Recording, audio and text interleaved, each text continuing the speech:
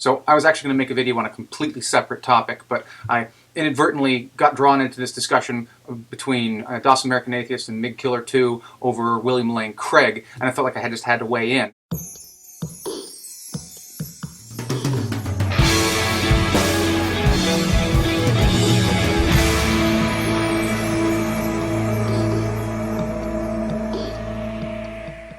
So, a quick background in case you haven't been watching the exchange.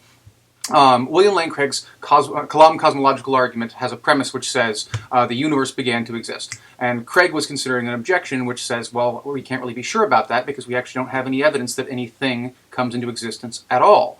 To which William Lane Craig said this is preposterous because I came into existence. There was a point at which I did not exist, and now I do. Likewise, the mountain over there came into existence. There was a point at which it did not exist, and now it does. The planet came into existence, etc., and so forth. All these things at one point did not exist, and now they do exist. Now, if you're not thinking, if you have no idea about the context of the sort of claim that's being made here, that sounds perfectly reasonable. And I can only assume that's why migkillertwo seems to think that William Lane Craig is right here. But DOS American Atheist spanked William Lane Craig, and rightly so, for totally missing the point of the objection. Now, as migkiller puts the point, DOS American Atheist has strawmanned William Lane Craig because migkiller seems to think that DOS American Atheist was arguing that no one ever made this claim, which was not DOS American Atheist's point at all. What James was trying to say, if I understand him correctly, and I hope I do, and I'm pretty sure I do, because this is the standard objection, which William Lane Craig did completely misrepresent and completely get wrong. And that is a point about Mereology. Now, Mereology is the study of things and their parts. It's a branch of ontology, which is a branch of metaphysics. Ontology is about what kind of things exist, what sort of stuff exists. So when we're asking about what is a thing and how does a thing relate to its parts, we're doing Mereology. Now, it's the unconventional, but nonetheless very justifiable and defensible Mereological claim that's being made in this objection is the claim that the only things in existence, the only things that can properly be called things, are the fundamental constituents of matter. This is a Mereological position known as atomism. Dates back at least to the pre-Socratic philosopher Democritus, who famously said, "Nothing exists except atoms and the void." Now, Democritus was no fool. Democritus realized that people exist. He realized that mountains existed and the planet exists and so forth. He wasn't saying that these things didn't exist. He was saying these things aren't things in the relevant sense. Now, again, that's counterintuitive for a lot of reasons, because it says things like, well, my headphones here, for example, don't really qualify as things. Rather, the only thing that qualifies as things are the atoms that make them up. But the argument in favor of this position is something along the following. If any collection of atoms at all can become a thing, then that means if I take my headphones and my iPod, I've just created a new thing here by putting these two things next to each other. And that seems kind of counterintuitive, too. You don't create new things just by putting other things together. Now, the arguments are complex. I don't want to get into them all here, but there's a huge, long literature dating back to the pre-Socratics on this subject. And it's by no means necessarily a settled position, a settled issue as to which position is right. But there is certainly a rational and defensible position which claims that the only things that can properly be called things are the fundamental constituents of physical reality. Everything else is just a rearrangement of those things. That is the basis of the objection.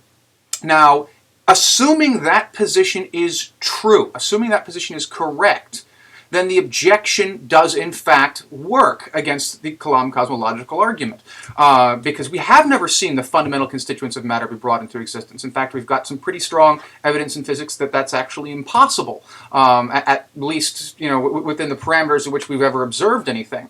So the claim that we have never seen anything come into existence, again, thing here understood as the fundamental constituents of matter, not sort of macro objects like this, is in the very least rationally very well grounded, if not absolutely 100% guaranteed. And that means that William Lane Craig's argument will fail, because that premise that the universe came into existence will have to fail too, because we simply can't support it. Not necessarily that it's false, but that we've got no rational reason to believe it. Now, of course, this entire argument does indeed depend on this particular view of Mereology. Now, if William Lane Craig had made the argument that this is an absurd Mereology, that it's got all kinds of problems that we shouldn't accept, and that here's why, that would have been a fantastic response. That would have been an on-point and a relevant response. It probably wouldn't have been as punchy or as accessible or as obvious as the point that he wanted to make. But this is sort of the general complaint that many of us have about William Lane Craig. He doesn't give a shit about genuine, honest-to-goodness intellectual debate. He doesn't care about trying to create nuanced, complicated arguments or positions. He simply wants to score points. He simply wants to prove that he's right to a general audience. He is, in other words, a propagandist rather than a philosopher. So it's on this basis that I am personally bitch slapping William Lane Craig, and I assume, I hope I can speak for James here, that he would agree with all of these claims as well. That this is the heart of what he was saying.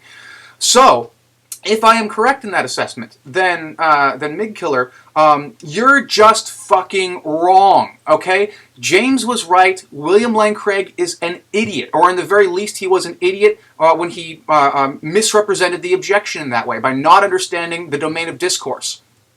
Now, another thing, even though it's strictly speaking a separate topic about your video, Migkiller, you have again reiterated Alvin Plantinga's argument that, again, people cannot be identical to their parts, to their atoms, because the argument goes, you can imagine yourself without your atoms, but you can't imagine yourself without yourself. Hence, by the law of indiscernibility of identicals, these two things, yourself and your atoms, cannot possibly be identical.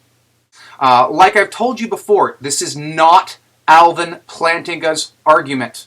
I mean, Alvin Plantinga makes this argument, but he did not start it. It doesn't belong to him. It belongs to René Descartes. It is a very old argument, and is also a very bad argument. It is an argument which has been almost routinely discarded for at least the last 60 years. The relevant work here is Saul Kripke's Naming and Necessity. And the point is that whether or not something is imaginable about a thing is not a fact about the thing. It's a fact about the being doing the imagining.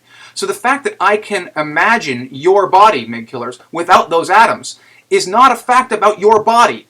It is a fact about my imagination. And likewise, the fact that I could imagine myself without my body is not a fact about my body. It's a fact about my imagination. Now, of course, there's a little bit of a riddle there of if all I am is my body, and isn't my imagination part of my body? And this gets us into some complicated issues. But suffice to say, there are some pretty straightforward and pretty simple answers to that riddle and to that mystery that by no means collapse into any sort of logical absurdity.